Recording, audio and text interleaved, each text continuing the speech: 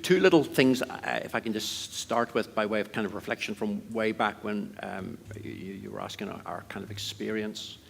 I went to Queen's in 1979 as a medical student. I was there a few months when one of my best friends was shot dead. He was a solicitor's apprentice delivering a summons to a policeman, of all people, and the IRA mistook him for somebody else and shot him on the way out. That was the first really bitter experience that I had of the Troubles. Queen's was a difficult place in those days. I was actively involved in the Christian Union, and I was chairman of their mission committee. And being a medical student, I was there a long time. So 83, 84, we had a mission plan for the year. And one of the events, well, the title for the mission, which is what prompts this little story, was The Missing Piece. Now, for us, it was a pun on the word, and our motivation was to share the news about Jesus with people. But one of the events that we ran in November of 83, which was largely my idea, and I really had to push hard to push it through, was to run an event which we called The Missing Piece in Ireland. And we put together a panel, and we had a policeman's widow, we had an IRA man, we had an INLM man who'd been on hunger strike, and we had a man who was a UVF man who was still in prison when I was organizing the event. He promised me he would be on good behavior and he would be out for November. I had a very prominent, I'll not mention his name, a very prominent Christian leader in Belfast who had a very significant ministry around the city centre and the university area. He's dead now, but he was going to chair the meeting. 2 weeks before the meeting was to happen, he phoned me and said, "Dave, I'm sorry, I can't do that, it's too dangerous."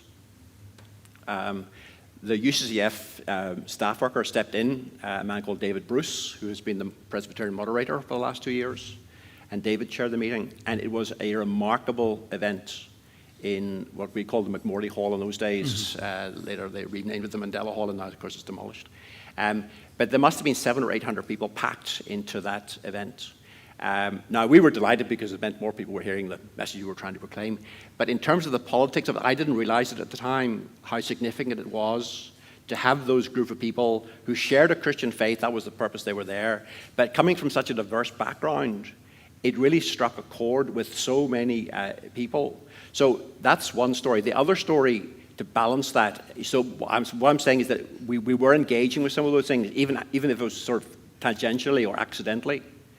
The other story that I've often repeated is I had 5 years as a medical student, and then I had 3 more years at Queen's as a theological student.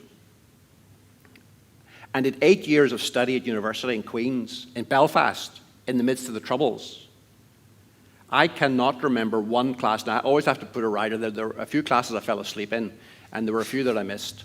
But I cannot remember one reference to the emotional, the psychological, the spiritual impact of the Troubles. Now, I remember vaguely lectures about how to put titanium plates on the skulls of people whose heads were blown open. So there was a great deal of learning and talking and discussion about those kinds of things in Belfast in the 70s and 80s.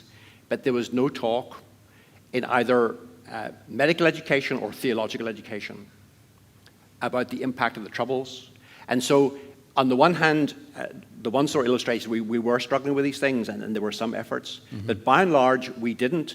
And to come back to your question that you asked me about acknowledgement, that's the key. If we don't talk about these things, if we don't recognize people's physical and emotional and spiritual pain, it's one thing to patch the skull up with a titanium plate.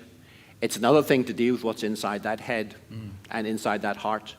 And we still struggle. Now, we're better than we were, and thanks to the Wave Trauma Centre and their education program, social workers, nurses, medical students, and so on, they got a big award for it recently. I just give a shout out to the folks there at Wave and Queen's. So those kind of students are getting some trauma training, and those things are being discussed now in a way that they weren't 30 years ago.